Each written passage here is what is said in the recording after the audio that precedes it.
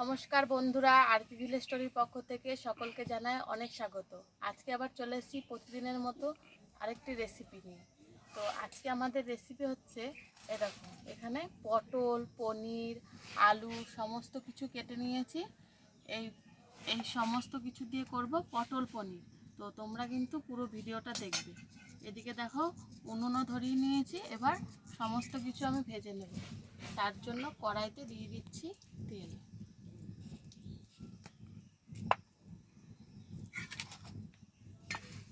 প্রথমে তেলের ওপর আলুগুলো ভেজে নেব।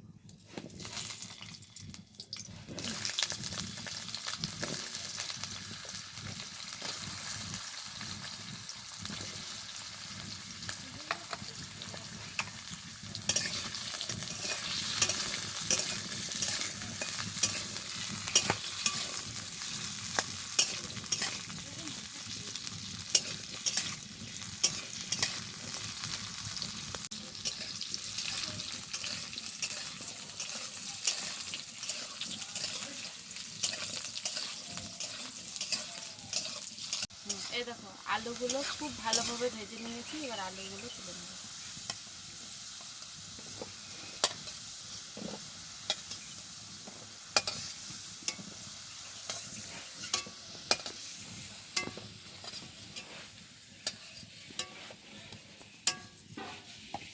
আলুগুলো ভাজা হয়ে গেছে, এবার ভাজবো পটল।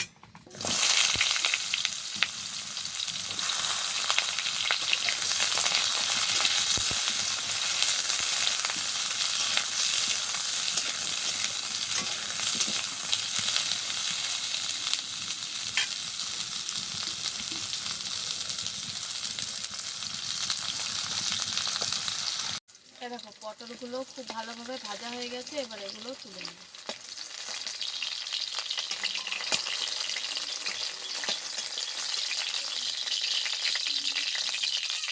সব শেষে এবার পনিরগুলো ভাজবো।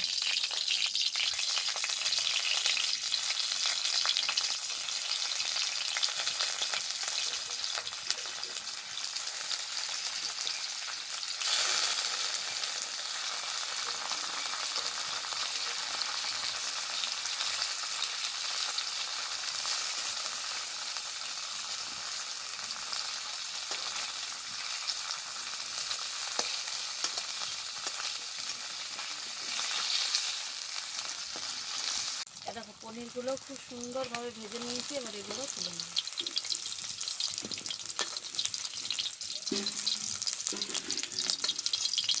এবার ওই কড়াইতে আরও একটু সর্ষের তেল দেবো।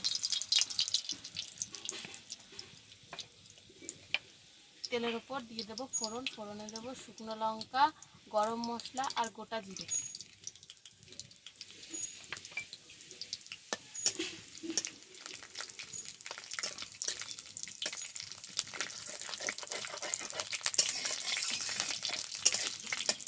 দেখো ফোড়নটা খুব ভালোভাবে ভাজা হয়ে গেছে, এবার দিয়ে দেবো বেটে রাখা আদা।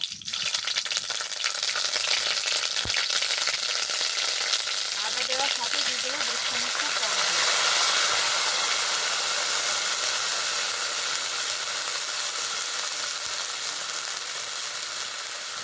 এবার টক দই আর আদাটাকে খুব ভালোভাবে একটু কষিয়ে দেবো।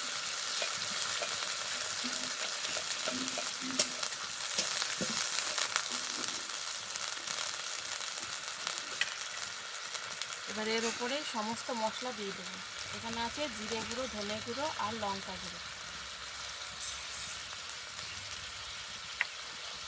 পরিমাণ মতো হলুদও দিয়ে দিচ্ছি পরিমাণ মতো নুন। এবার সমস্ত মশলার সাথে সবকিছু খুব ভালোভাবে কষাতে হবে।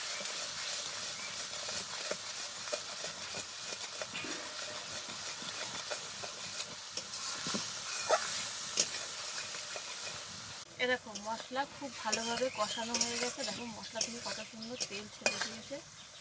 এবার দিয়ে দেবো ভেজে রাখা পটল আর আলু। পনিরটা পরে দেবো।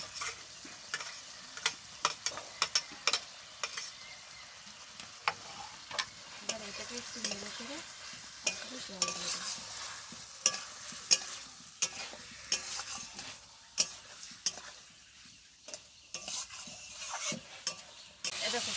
খুব ভালোভাবে কষানো হয়ে গেছে। এবার দিয়ে দেবো পরিমাণ মতো জল।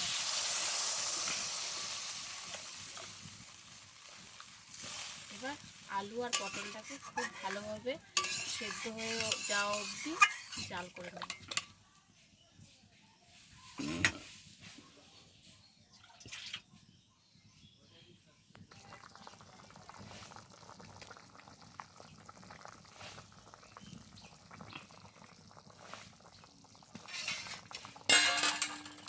দেখো ঝোলটা খুব ভালোভাবে ফুটিয়ে নিয়েছি, আলুগুলোও পটলগুলোও গলে গেছে। এবার দিয়ে দেবো ভেজে রাখা পটল।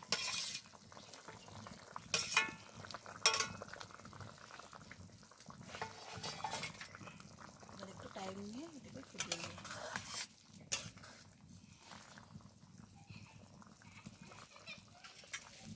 এই দেখো পটল পনির একদম রেডি হয়ে গেছে। এবার এর ওপর দিয়ে একটুখানি গরম মশলা আর একটুখানি ঘি দিয়ে নামিয়ে নেব। দিয়ে দিচ্ছি ঘি।